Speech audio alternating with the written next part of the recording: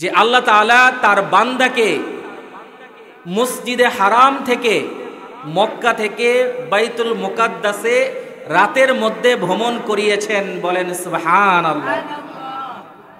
মক্কা থেকে বাইতুল মুকাদ্দাসের দূরত্ব হচ্ছে ১৬০০ কিলোমিটার।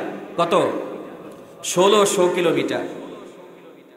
ওই সময়ে যদি কেউ দ্রুতগামী ঘোড়া দিয়েও রওনা হয় মক্কা থেকে বাইতুল মুকাদ্দাসে, যাওয়া এবং আসা নিয়ে কমপক্ষে ১ মাস সময় লাগবে। কয় মাস? ১ মাস। রাসূল করিম সাল্লাল্লাহু আলাইহি ওয়াসাল্লামকে আল্লাহ তাআলা মাত্র অল্প সময়ে কয়েক মিনিটেই মক্কা থেকে বাইতুল মুকাদ্দাসে নিয়েছেন। বলেন সুবহানাল্লাহ। জান্নাত থেকে একটি বাহন এসেছে, আল্লাহ রাসূল বয়ান করেন হাদিসের মধ্যে, আমি ঘরের মধ্যে শুয়েছিলাম, এমন সময় জিবরিল আমার ঘরের ছাদ বিদীর্ণ করে ফাঁক করে আমার কাছে এসে আমাকে কুলে নিয়ে হাতিমে কাবার, যে হাতিম নামক স্থান রয়েছে, ওই হাতিমে নিয়ে গিয়ে আমার কল্বকে বক্ষ বিদীর্ণ করে আমার কল্বকে জমজমের পানি দিয়ে ধুয়ে আবার কল্বকে সেই জায়গায় প্রতিস্থাপন করে দিয়েছেন। বলেন সুবহানাল্লাহ। জিবরিল আলাইহিস সালাম এই কল্বকে ধুয়ে জমজমের পানি দিয়ে ধুয়ে আবার সেই বক্ষের মধ্যেই প্রতিস্থাপন করে দিয়েছেন এবং আমাকে তৈরি করেছেন বাইতুল মুকাদ্দাসে নিয়ে যাওয়ার জন্য। বাইতুল মুকাদ্দাসে আগে থেকেই সব রেডি। আল্লাহ তাআলা সমস্ত নবীদেরকে, যাদেরকে আল্লাহ তাআলা দুনিয়ায় পাঠিয়েছেন, সমস্ত নবীদেরকে আগে থেকেই বলে দিয়েছেন বাইতুল মুকাদ্দাসে একটি জামাত হবে, তোমরা সকলেই ওই জামাতে শরীক হও। ওই জামাতের ইমাম হবে আমার প্রিয় নবী মুহাম্মদুর রাসূলুল্লাহ সাল্লাল্লাহু আলাইহি ওয়াসাল্লাম। বাইতুল মুকাদ্দাসে আগে থেকেই সমস্ত নবীরা গিয়ে সেখানে নামাজ আদায় করছিলেন। রাসূল হাদিসের মধ্যে বলেন, আমাকে মক্কা থেকে বাইতুল মুকাদ্দাসে নিয়ে যাওয়ার জন্য জান্নাত থেকে একটি বাহন আল্লাহ তাআলা পাঠাইছেন। ওই বাহনের নাম হচ্ছে আল বুরাক। বুরাক নামক একটি বাহনের মাধ্যমে, যেটা দেখতে প্রাণীর মতো, ঘোড়া থেকে ছোট, আবার খচ্চর থেকে বড়, একটা আজব শুভ্র সাদা একটি প্রাণী, যেটা জান্নাতি বাহন। ওই বাহনের মাধ্যমে আল্লাহ তাআলা মক্কা থেকে বাইতুল মুকাদ্দাসে অল্প সময়ের মধ্যে, যার গতি এত বেশি ছিল, ওই বোরাকের গতি কেমন? হাদিসের মধ্যে আল্লাহ রাসূল বলেন, মানুষের দৃষ্টি যত দূর যাবে, ওই দৃষ্টি তার প্রথম পদক্ষেপ, এক পদক্ষেপেই দৃষ্টি শেষ সীমায় চলে যায়। বলে সুবহানাল্লাহ। সে অল্প কয়েক সেকেন্ডের মধ্যেই মক্কা থেকে বাইতুল মুকাদ্দাসে আমাকে নিয়ে গেল। রাসূল বলতেছেন কিভাবে মেরাজের ঘটনা ঘটলো।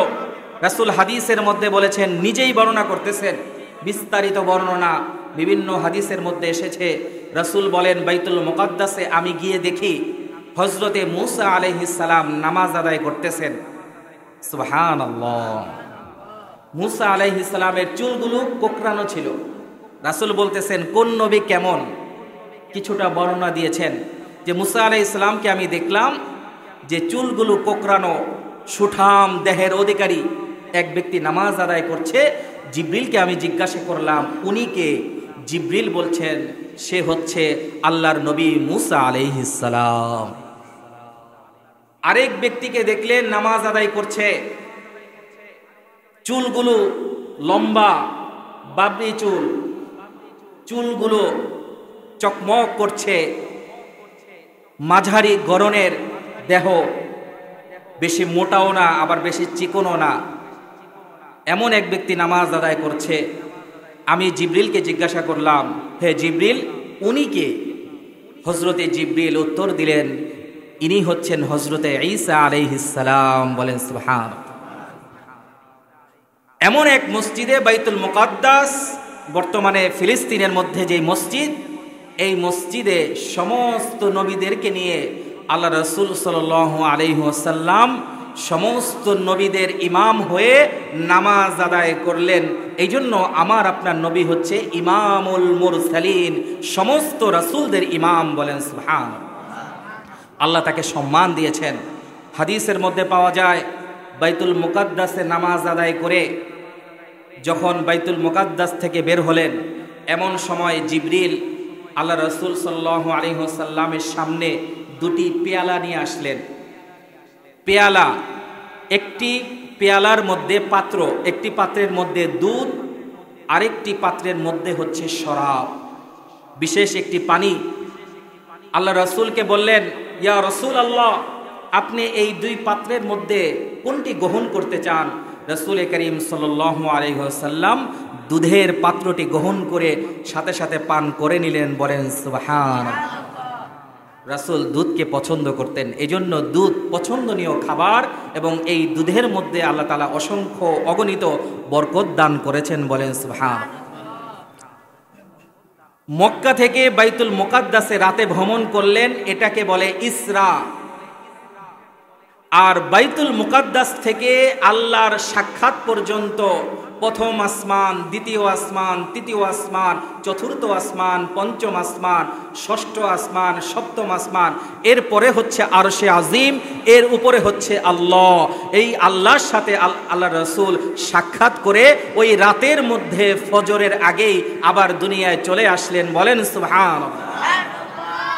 মেরাজ, বাইতুল মুকাদ্দাস থেকে মেরাজে রওনা হবেন। রাসূল বলেন, আমি বাইতুল মুকাদ্দাস থেকে যখন প্রথম আসমানে রওনা হলাম, প্রথম আসমানে জিবরিল আলাইহিস সালামের সাথে যখন আমি রওনা হলাম, প্রথম আসমানে জিবরিল গিয়ে প্রথম আসমানের দরজা নক করলেন, সালাম বিনিময় হলো। আদম আলাইহিস সালাম বললেন, মান হাদা? জিবরিল, তোমার সাথে উনি কে? আদম আলাইহিস সালাম জিজ্ঞাসা করলেন জিবরিলকে, উনি কে? মান হাদা? জিবরিল বললেন, মাই মুহাম্মদ রাসূলুল্লাহ সাল্লাল্লাহু আলাইহি ওয়াসাল্লাম, আমার সাথে নবী মুহাম্মদ সাল্লাল্লাহু আলাইহি ওয়াসাল্লাম। হযরতে আদম আলাইহিস সালাম সাথে সাথে তাকে স্বাগত জানালেন, মারহাবাম বিন নবিয়্যি, স্বাগতম, সুস্বাগতম মুহাম্মদ নবী, আপনি তো শ্রেষ্ঠ নবী বলে স্বাগত জানালেন। এবং প্রথম আসমান আল্লাহ রাব্বুল আলামিন জিবরিলের মাধ্যমে রাসূলকে দেখালেন। সেখানে গিয়ে আল্লাহ রাসূল বর্ণনা করেন, আমি যখন প্রথম আসমানে ঘুরে ঘুরে দেখতে লাগলাম, সেখানে গিয়ে দেখি আদম আলাইহিস সালাম ডান দিকে তাকিয়ে একবার কাঁদছেন, ডান দিকে তাকিয়ে একবার হাসছেন, আবার বাম দিকে তাকিয়ে কাঁদছেন। ডান দিকে কিছু রূহ, কিছু মানুষের জান, রূহ আমি দেখতে পেয়েছি, তাদের দিকে তাকিয়ে আদম আলাইহিস সালাম হেসে দিচ্ছেন। আবার বাম দিকে কিছু মানুষকে দেখলাম, তার বাম দিকে সেখানে তাকিয়ে আবার কেঁদে দিচ্ছেন। রাসূল করিম সাল্লাল্লাহু আলাইহি ওয়াসাল্লাম বিষয়টা বুঝতে পারলেন না, কি ব্যাপার? জিবরিলকে জিজ্ঞাসা করলেন, ইয়া জিবরিল, এটা কি হলো? এটা কি হয়েছে এখানে? আদম আলাইহিস সালাতু ওয়াস সালাম ডান দিকে তাকিয়ে হাসছেন, আবার বাম দিকে তাকিয়ে কাঁদছেন, কেন? জিবরিল বললেন, আদম আলাইহিস সালাম তার ডান দিকে যেই সমস্ত মানুষ দেখতে পাচ্ছেন, রূহ দেখতে পাচ্ছেন, তারা হচ্ছে জান্নাতি, এই জন্য ডান দিকে তাকিয়ে তিনি হাসছেন। বলেন সুবহানাল্লাহ। আবার বাম দিকে তাকিয়ে তারই সন্তান, বাম দিকে যারা রয়েছে তারা হচ্ছে জাহান্নামী, এই জন্য তাদের দিকে তাকিয়ে কাঁদছেন। আল্লাহ রাসূল সাল্লাল্লাহু আলাইহি ওয়াসাল্লাম আল্লাহর প্রশংসা করে দ্বিতীয় আসমানে রওনা হলেন, মেরাজে গমন করছেন। আল্লাহ রাসূল হাদিসের মধ্যে বলছেন, দ্বিতীয় আসমানে যখন আমি যাই, সেখানে গিয়ে ঈসা আলাইহিস সালাম জিজ্ঞাসা করলেন জিবরিলকে, মান হাদা? ইনি কে? জিবরিল উত্তর দিলেন, ইনি হচ্ছেন মুহাম্মাদুর রাসূলুল্লাহ সাল্লাল্লাহু আলাইহি ওয়াসাল্লাম। আমি আল্লাহ রাসূল বললেন, আমি সেই সালামের উত্তর নিলাম, সালাম দেওয়া হলো, আমি সালামের উত্তর দিলাম এবং কুশল বিনিময় হলো। ঈসা আলাইহিস সালাম আমাকে দেখে খুশি হয়ে গেলেন, বললেন, আপনি তো যুগ শ্রেষ্ঠ, পৃথিবীর শ্রেষ্ঠ নবী। বলেন সুবহানাল্লাহ। তৃতীয় আসমানে রওনা হয়ে গেলেন। তৃতীয় আসমানের সাক্ষাৎ হলো হযরতে ইউসুফ আলাইহিস সালামের সাথে। হযরতে ইউসুফ আলাইহিস সালামও জিজ্ঞাসা করলেন, উনি কে? একই উত্তর দেওয়া হলো, ইনি হচ্ছে শ্রেষ্ঠ নবী মুহাম্মাদুর রাসূলুল্লাহ সাল্লাল্লাহু আলাইহি ওয়াসাল্লাম। ইউসুফ আলাইহিস সালামের সাথে সাক্ষাতের পরে চতুর্থ আসমানে রওনা হলেন। চতুর্থ আসমানে গিয়ে সাক্ষাৎ হলো হযরতে ইদ্রিস আলাইহিস সালামের সাথে। বলেন সুবহানাল্লাহ। আল্লাহ রাসূল সাল্লাল্লাহু আলাইহি ওয়াসাল্লাম বলেন, চতুর্থ আসমানে হযরতে ইদ্রিস আলাইহিস সালামের সাথে সাক্ষাৎ করে আমি পঞ্চম আসমানে রওনা হলাম। পঞ্চম আসমানে গিয়ে আমার সাথে সাক্ষাৎ হলো হযরতে হারুন আলাইহিস সালাতু ওয়াস সালাম। বলেন সুবহানাল্লাহ। হযরতে হারুন আলাইহিস সালামের সাথে সাক্ষাৎ হওয়ার পরে কুশল বিনিময় হলো। এরপরে আমি রওনা হলাম ষষ্ঠ আসমানের দিকে। ষষ্ঠ আসমানে গিয়ে আমার সাথে সাক্ষাৎ হলো হযরতে মূসা আলাইহিস সালাতু ওয়াস সালামের সাথে। বলেন সুবহানাল্লাহ। মূসা আলাইহিস সালাতু ওয়াস সালামের সাথে সাক্ষাৎ করার পরে আমি রওনা হলাম সপ্তম আসমানের দিকে। সপ্তম আসমানে আমার সাথে সাক্ষাৎ হলো আমাদের পিতা, মুসলিম জাতির পিতা হযরতে ইব্রাহিম আলাইহিস সালাতু ওয়াস সালামের সাথে। বলেন সুবহানাল্লাহ। আমাদের মুসলিম জাতির পিতাকে হযরতে ইব্রাহিম আলাইহিস সালাতু ওয়াস সালাম। আল্লাহ রাব্বুল আলামিন বলেন, মিল্লাতা আবিকুম ইব্রাহিম হুয়া সাম্মাকুমুল মুসলিমিন। মুসলমান, তোমরা জেনে রাখো তোমাদের মুসলিম জাতির পিতা হযরতে ইব্রাহিম আলাইহিস সালাতু ওয়াস সালাম, এবং আমি তোমাদেরকে নামকরণ করেছি মুসলিম হিসেবে, আত্মসমর্পণকারী হিসেবে। বলেন সুবহানাল্লাহ। সপ্তম আসমানে ইব্রাহিম আলাইহিস সালাতু ওয়াস সালামের সাথে সাক্ষাতের পরে সপ্তম আসমানের পরেই বর্ডার শুরু হয়ে গেছে। এরপরে বর্ডার, ওই বর্ডারের নাম হচ্ছে সিদরাতুল মুনতাহা। আল্লাহ তাআলা কোরআনের মধ্যে বলেন, আমি পৃথিবীকে এমনভাবে সৃষ্টি করেছি, 7 আসমান বিশিষ্ট 7টি আকাশ রয়েছে। মানুষ প্রথম আকাশের ঠিকানাই খুঁজে পায় নাই। প্রথম আকাশ কোথায় আছে, কতটুকু সীমানা, এটাই এখনো বিজ্ঞানও খুঁজে পায় নাই। কারণ আমার সৃষ্টি এত গভীরভাবে আমি এই সৃষ্টিকে সৃষ্টি করেছি যে বিজ্ঞান এখনো এখানে যেতে পারে নাই। প্রথম আসমানের দূরত্ব কতটুকু এটা আমরা এখনো কেউ জানি না। আমরা শুধু দেখি মহাশূন্য। প্লেনে উঠলেও দেখবেন মহাশূন্য, প্লেনের উপরেও দেখবেন যে শুধু শূন্য, মহাশূন্য, এর শেষ সীমানা নাই। আল্লাহ তাআলা এইভাবে 7টি আসমানকে সৃষ্টি করেছেন। 7 আসমানের উপরে আছে আরশে আজিম। ওই আরশে আজিমের উপরে আছেন আল্লাহ সুবহানাহু ওয়া তাআলা। বলেন সুবহানাল্লাহ। আল্লাহ রাব্বুল আলামিন বলেন, আর রহমানু আলাল আরশি ইস্তাওয়া। আর রহমান, রহমান যিনি দয়ালু, তিনি আছেন আরশে আজিমের উপরে। আল্লাহ রাব্বুল আলামিন আমাদের প্রিয় নবী মুহাম্মদ রাসূলুল্লাহ সাল্লাল্লাহু আলাইহি ওয়াসাল্লামকে এত সম্মান দিলেন যে 7 আসমানের উপরে আরশে আজিমে নিয়ে গিয়ে আল্লাহ রাব্বুল আলামিন রাসূলের সাথে সাক্ষাৎ করলেন এবং রাসূলকে কিছু হাদিয়া দিলেন। বলেন সুবহানাল্লাহ। আল্লাহ রাসূল সাল্লাল্লাহু আলাইহি ওয়াসাল্লাম 7 আসমানে গিয়ে জিবরিল বললেন, এই 7 আসমানের উপরে আমার আর যাওয়ার অনুমতি নাই, এখানে আমি কখনোই যেতে পারবো না। আল্লাহ রাব্বুল আলামিন বিশেষ বাহনের মাধ্যমে আবার আল্লাহ তাআলার সাক্ষাতে নিয়ে গেলেন। হাদিসের মধ্যে পাওয়া যায় আল্লাহ রাসূল সাল্লাল্লাহু আলাইহি ওয়াসাল্লাম মেরাজের রাতে অনেক কিছু দেখেছেন। হাউজে কাউসার, জান্নাত, জাহান্নাম কেমন হবে, জান্নাতের বাসিন্দা কেমন হবে, কারা জান্নাতি হবে, কারা জাহান্নামী হবে, আল্লাহ রাব্বুল আলামিন রাসূলকে এগুলো দেখিয়ে নিয়ে এসেছেন। এবং রাতের মধ্যেই আবার দুনিয়ার মধ্যে আল্লাহ তাআলা পাঠিয়ে দিয়েছেন। বলেন সুবহানাল্লাহ। আল্লাহ তাআলার সাথে যখন রাসূল সাক্ষাৎ করলেন, রাসূলকে আল্লাহ তাআলা এমন একটি বিধান দিলেন, যেই বিধান হাদিসের মধ্যে পাওয়া যায় পৃথিবীর মধ্যে যত বিধান আল্লাহ তাআলা দিয়েছেন সমস্ত বিধান জিবরাইল আলাইহিস সালামের মাধ্যমে দিয়েছেন। যাকাত জিবরিলের মাধ্যমে আল্লাহ তাআলা পাঠাইছেন। রোজা জিবরাইল আলাইহিস সালামের মাধ্যমে পাঠাইছেন। জিবরিলকে বলছেন, জিবরিল তুমি যাও, গিয়ে বলো এখন থেকে যেন তারা রোজা রাখে। জিবরিল তুমি যাও, এখন থেকে তারা যেন যাকাত আদায় করে। জিবরিল তুমি গিয়ে আমার নবীদেরকে বলে দাও তারা যেন এখন থেকে হজ করে। সমস্ত বিধান জিবরিলের মাধ্যমে পাঠাইছেন।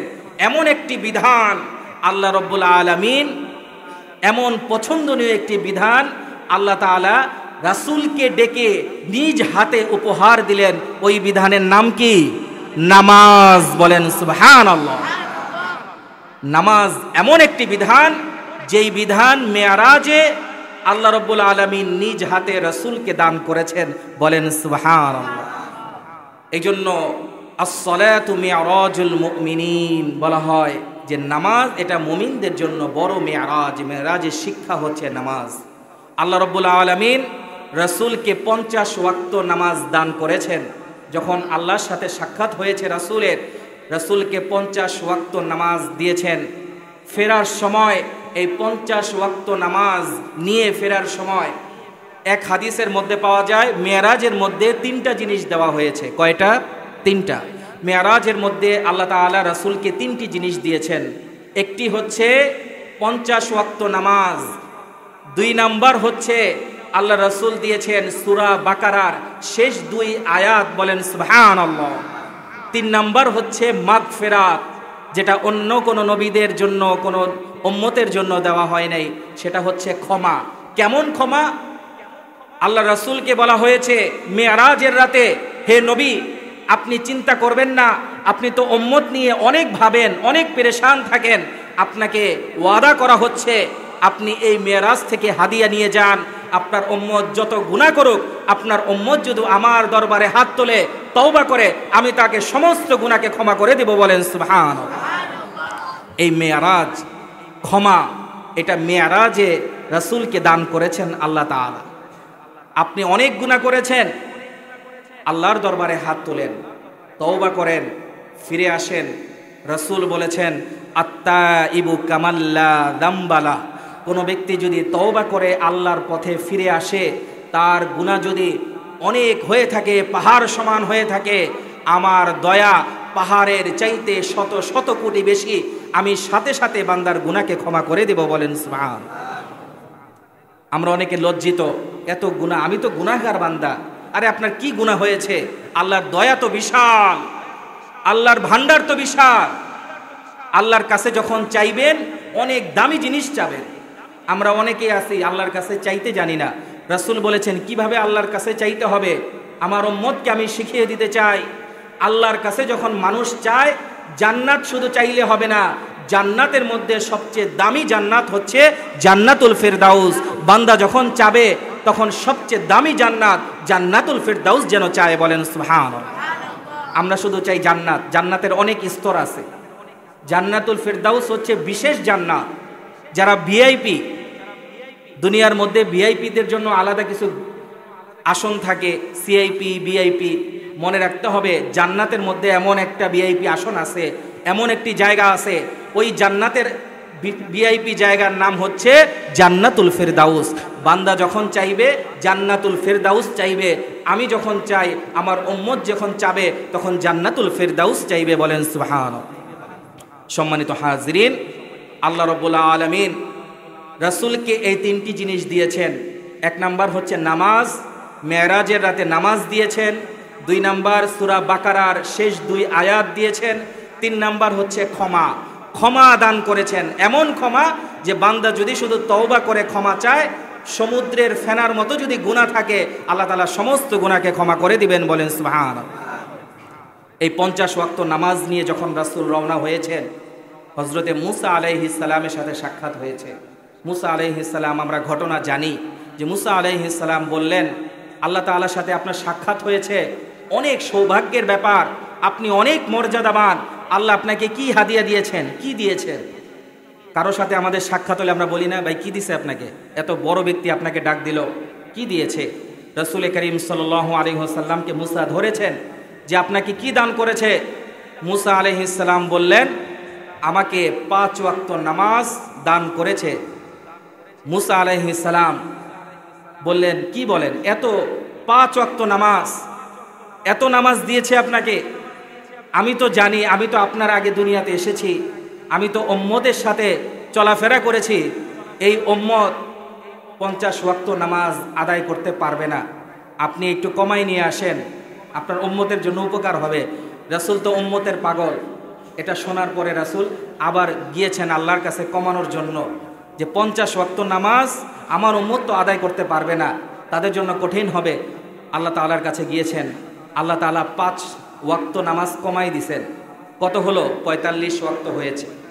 তো যখন আবার এসেছে মুসা আলাইহিস সালাম বলেছেন, কত কমিয়েছেন? ৫ ওয়াক্ত কমিয়েছি। কত হলো? ৪৫ ওয়াক্ত। হাদিসের কথা, এটা কোনো বানানো ঘটনা, হাদিস এইভাবেই এসেছে যে ৫ ওয়াক্ত যখন কমানো হয়েছে, মুসা আলাইহিস সালাম আমাকে বলতেছেন যে ৪৫ ওয়াক্ত পড়তে পারবে না, আপনি আরও কমিয়ে নিয়ে আসেন, কারণ উম্মতের ব্যাপারে আমি জানি আমার উম্মত কোনো আমল করে নাই। বনি ইসরাইল অনেক আমল বলেছি, অনেক বিধান আল্লাহর থেকে এনেছি, তার আমল করতে চায় নাই, ওই উম্মত আমল করতে চায় না, আপনি আরও কমায় নিয়ে আসেন। আল্লাহ রাব্বুল আলামিনের কাছে রাসূল করিম সাল্লাল্লাহু আলাইহি ওয়াসাল্লাম আবার গিয়েছেন, আবার ৫ ওয়াক্ত নামাজ কমায় নেওয়া হয়েছে।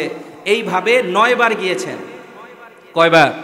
৯ বার গিয়েছেন। ৪৫ ওয়াক্ত কমানোর পরে ৫ ওয়াক্ত বাকি থাকে, ৫ ওয়াক্ত নিয়ে এসেছেন। মুসা আলাইহিস সালাম বললেন, এইবার কয় ওয়াক্ত দিয়েছে? ৫ ওয়াক্ত। মুসা আলাইহিস সালাম আবার বললেন, এই ৫ ওয়াক্তও পড়বে না, এই ৫ ওয়াক্ত নামাজও পড়বে না, আপনি আবার যান, কমায় নিয়ে আসেন। হাদিসের মধ্যে পাওয়া যায় রাসূল বলেন, আমি লজ্জা পাচ্ছি, আমি আর যেতে পারবো না, আমি বারবার এইভাবে কমায় আনতে পারবো না, আমি লজ্জা পাচ্ছি। আল্লাহ রাব্বুল আলামিনের কাছে রাসূল করিম সাল্লাল্লাহু আলাইহি ওয়াসাল্লাম দোয়া করলেন, ইয়া রাসূল, আল্লাহ রাব্বুল আলামিনের কাছে রাসূল যখন দোয়া করলেন, ইয়া আল্লাহ, আপনি আমাকে ৫ ওয়াক্ত নামাজ দিয়েছেন, মুসা আলাইহিস সালাম বলতেছেন আমার উম্মত পড়তে পারবে না, আপনি এই ৫ ওয়াক্ত নামাজ থেকে আমি আর কমাতে চাই না, আমার বিশ্বাস আমার উম্মত পড়বে, এমন দৃঢ় বিশ্বাস নিয়ে রাসূল করিম সাল্লাল্লাহু আলাইহি ওয়াসাল্লাম এসেছেন। আল্লাহ রাব্বুল আলামিন রাসূলের এই দৃঢ় বিশ্বাসকে এত পছন্দ করেছেন, আপনার কোনো উম্মত যদি ৫ ওয়াক্ত নামাজ আদায় করে, এ রাসূল আমি কথা দিলাম ৫০ ওয়াক্ত নামাজের সওয়াব তার আমলনামায় লিখে দেওয়া হবে। বলেন সুবহানাল্লাহ। রাসূলের এই দৃঢ় বিশ্বাসের উপর ভিত্তি করে আল্লাহ রাসূল সাল্লাল্লাহু আলাইহি ওয়াসাল্লাম ৫ ওয়াক্ত নামাজ নিয়ে এসেছেন, আর আল্লাহ তাআলাও ঘোষণা দিয়ে দিয়েছেন। সম্মানিত হাজরিন, এই মেরাজের মাধ্যমে আমাদের শিক্ষা হচ্ছে নামাজ খুব গুরুত্ব সহকারে আদায় করা, কারণ এমন একটি বিধান, যেই বিধান আল্লাহ তাআলা খুব আয়োজন করে রাসূলকে নিজের কাছে ডেকে নিয়ে তারপরে দান করেছেন। এই নেন হাদিয়া নামাজ। দুনিয়ার মধ্যে রোজা, হজ, যাকাত, যত বিধান আল্লাহ তাআলা দিয়েছেন, সমস্ত বিধান দিয়েছেন জিবরিলের মাধ্যমে। আর নামাজ এমন এক বিধান, যেই বিধান দিয়েছেন আল্লাহ তাআলা মেরাজের রাতে রাসূলের নিজ হাতে। বলেন সুবহানাল্লাহ। এত দামি আমল। সম্মানিত হাজরিন, আমরা জামাতের সাথে নামাজ আদায় করার চেষ্টা করব। আপনি যেখানেই থাকেন, মসজিদে জামাত শেষ হয়ে গেছে, আপনি বাসায় জামাত পড়েন, আপনি যে এলাকায় আছেন ওই এলাকায় পড়েন, অফিসে আছেন আপনি অফিসের কলিগদের নিয়ে নামাজ আদায় করেন, জামাতে নামাজ আদায় করবেন। আল্লাহ তাআলা আমাদেরকে সেই তৌফিক দান করুন, সকলে বলি আমিন। আল্লাহ রাসূল যখন মেরাজ থেকে আসলেন, রাতের মধ্যে আসার পরে ভোর যখন হয়ে গেল, এমন একটি আশ্চর্যজনক ঘটনা আল্লাহ রাব্বুল আলামিন রাসূলের মাধ্যমে ঘটিয়েছেন। আল্লাহ রাসূল সকাল ভোরে কাফের মুশরিকদের সামনে বলতেছে যে আমি রাতে মক্কা থেকে বাইতুল মুকাদ্দাসে গিয়েছি এবং বাইতুল মুকাদ্দাস থেকে আল্লাহর সাথে সাক্ষাৎ করেছি। কাফেররা হাসাহাসি শুরু করছে। কি বলে মুহাম্মদ? মক্কা থেকে ফিলিস্তিনের দূরত্ব, বাইতুল মুকাদ্দাসের দূরত্ব ১৬০০ কিলোমিটার। কত? ১৬০০ কিলোমিটার। এটা যদি ওই সময়ে রাস্তা দিয়ে যাওয়া হতো তাহলে ১ মাস লাগতো। কয় মাস? ১ মাস। শুধু মক্কা থেকে ফিলিস্তিনে যেতে এবং আসতে ১ মাস সময় লাগার কথা। আর মুহাম্মদ সাল্লাল্লাহু আলাইহি ওয়াসাল্লাম, মুহাম্মদ বলতেছে যে সে নাকি রাতে গিয়ে আবার আসমানে ঘুরে, ৭ আকাশ ঘুরে আবার রাতের মধ্যে এসেছে। কি বলে? হাসাহাসি শুরু করে তারা আবু বকরের কাছে গেছে। চিন্তা করছে আবু বকর তো আগেই মুসলমান হয়েছে, আবু বকর তো অনেক আগেই মুসলমান হয়েছে, তাকে তো কোনোভাবে আমরা বুঝাইতে পারি নাই যে এই নবী পাগল। নাউজুবিল্লাহ বলেন। তোমাদের নবী, যাকে তুমি নবী বলো, সে তো পাগল, কি বলে আবল তাবল কথা। তাকে মনে হয় যদি এটা বলি সে তো হাসাহাসি করবে। আবু বকরের কাছে যাই তো আবু বকরকে ধরছে, ইয়া আবা বাকরিন, তুমি যার সাথে চলো, চলাফেরা করো, যে নবীর কথা বলো, এই নবী কি করছে শুনছো নাকি? কি করছে? নবী এমন আশ্চর্যজনক কথা বলছে, এমন মিথ্যা কথা বলছে, নাউজুবিল্লাহ। কি মিথ্যা কথা? যেটা সবাই আমরা হাসাহাসি করতেছি। কি কথা? সে নাকি মক্কা থেকে বাইতুল মুকাদ্দাসে গিয়ে আবার ৭ আসমান ঘুরে রাতেই চলে এসেছে। তো আবু বকর বলতেছে, এটা কি তুমি রাসূলের মুখ থেকে তোমরা শুনেছো? তখন কাফেররা বলতেছে, হ্যাঁ হ্যাঁ, আমরা রাসূলের মুখ থেকে শুনেছি। মনে করছে যে এটা বললেই মনে হয় এখন বলবে আসলেই তো পাগল। আবু বকর বলছেন, যদি রাসূলের মুখ থেকে তুমি শুনে থাকো, ওয়াল্লাহি আমি শপথ করে বলছি, ওই সত্তার কসম, আমার রাসূল সত্য বলেছেন। বলেন সুবহানাল্লাহ। ওই কাফেররা তো অবাক হয়ে গেছে, কি ব্যাপার, কি ব্যাপার, এমন একটা ঘটনা সে মেনে নিল, রাসূল বলেছেন, সত্য বলেছেন। এই ঘটনা যখন রাসূলকে জানানো হলো, রাসূল বলেছেন, ইয়া আবা বকরিন, আবু বকর, তুমি আজকে যে বিষয়কে মেরাজকে সর্বপ্রথম সত্যায়ন করলে, সত্য বলে স্বীকার করে নিলে, আজ থেকে তুমি শুধু আবু বকর নয়, তুমি হচ্ছে আবু বকর সিদ্দিক। তুমি হচ্ছে এমন সিদ্দিক যে হচ্ছে মহা সত্যের সত্যায়নকারী। বলেন সুবহানাল্লাহ। এরপর থেকেই নাম হয়ে গেছে আবু বকর সিদ্দিক। সিদ্দিক মানে সত্য সাক্ষ্যদানকারী, যিনি সত্যকে সত্য বলতে পারে তাদেরকে বলে সিদ্দিক। এই জন্য নাম হয়ে গেছে আবু বকর সিদ্দিক। সম্মানিত হাজরিন, আল্লাহ রাসূল সাল্লাল্লাহু আলাইহি ওয়াসাল্লাম ওই মেরাজ থেকে যখন ঘটনা সমস্ত কিছু বর্ণনা করছেন মেরাজের, তখন কাফেররা বলতেছে, আবু বকরকে বললাম কাজ হলো না, আচ্ছা তাকে কিছু প্রশ্ন করি। আবু বকরের সামনেই, যারা মুসলমান হয়েছে তাদের সামনে তাকে যদি প্রশ্ন করি তাহলে সে উত্তর দিতে পারবে না, কারণ আমাদের অনেকেই ফিলিস্তিন গিয়েছে, বাইতুল মুকাদ্দাসের মসজিদ দেখেছে এবং সেখানে মসজিদটা কেমন এটা জানে। আমি রাসূলকে প্রশ্ন করি, ওইখানের কাফেররা রাসূলকে বলতেছে, আচ্ছা ঠিক আছে, আবু বকর তো মেনে নিছে, আমরা মেনে নিব, তবে তোমাকে কিছু প্রশ্ন করব। তুমি তো ফিলিস্তিনে গিয়েছো, বাইতুল মুকাদ্দাসে গিয়েছো, রাতের মধ্যেই তোমাকে কিছু প্রশ্ন করব, দেখি উত্তর দিতে পারো কিনা। রাসূল করিম সাল্লাল্লাহু আলাইহি ওয়াসাল্লাম বলেন, হ্যাঁ তোমরা প্রশ্ন করো, আমি উত্তর দিয়ে দিব। বলেন না সুবহানাল্লাহ। তারা এমন প্রশ্ন শুরু করছে যে প্রশ্নের উত্তর আমরাও দিতে পারবো না।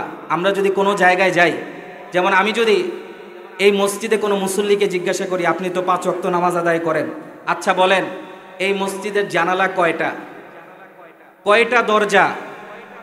অনেক সময় এটা অনেকে গণতে পারে না বা গোনার সুযোগ নেই। কেন গণবে? জানালা গণবে কেন? আপনার গনে বলতে হবে। কয়টা ফ্যান? আমি যদি কোনো মুসল্লিকে বলি, আচ্ছা বলেন তো ফ্যান কয়টা, আপনি তো 5 ওয়াক্ত মসজিদে নামাজ আদায় করেন, মুসল্লিরা বলতে পারবে? তার তো গুনে বলতে হবে যে এই কয়টা ফ্যান। তো রাসূলকে এইভাবে কাফেররা প্রশ্ন করেছে, আচ্ছা বলেন ফিলিস্তিন বাইতুল মুকাদ্দাসে আপনি গিয়েছেন, বাইতুল মুকাদ্দাসের দরজা কয়টা, জানালা কয়টা, সেখানের আলোদানকারী বাতি কয়টা? প্রশ্ন করেছে। রাসূল করিম সাল্লাল্লাহু আলাইহি ওয়াসাল্লাম চিন্তায় পড়ে গিয়েছে, সে তো এটা গণনা করে আসে নাই, একটু চিন্তিত হয়ে পড়েছেন।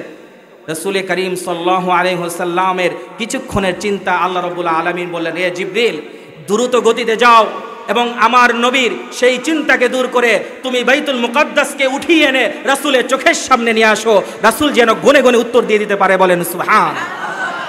রাসূল করিম সাল্লাল্লাহু আলাইহি ওয়াসাল্লাম বাইতুল মুকাদ্দাস যখন জিবরিল উঠিয়ে এনে রাসূলের চোখের সামনে হাজির করেছেন, কাফেররা প্রশ্ন করতেছেন দরজা কয়টা, রাসূল দেখে দেখে গুনে গুনে এবং সমস্ত কিছু ঠিক যেটাই ছিল সেটাই উত্তর দিয়ে দিচ্ছে। বলেন সুবহানাল্লাহ। সম্মানিত হাজিরিন, আল্লাহ রাব্বুল আলামিন বাইতুল মুকাদ্দাসকে রাসূলের জন্য সামনে উপস্থিত করে দিয়েছেন, এটা অন্য কোনো নবীর জন্য দেয় নাই।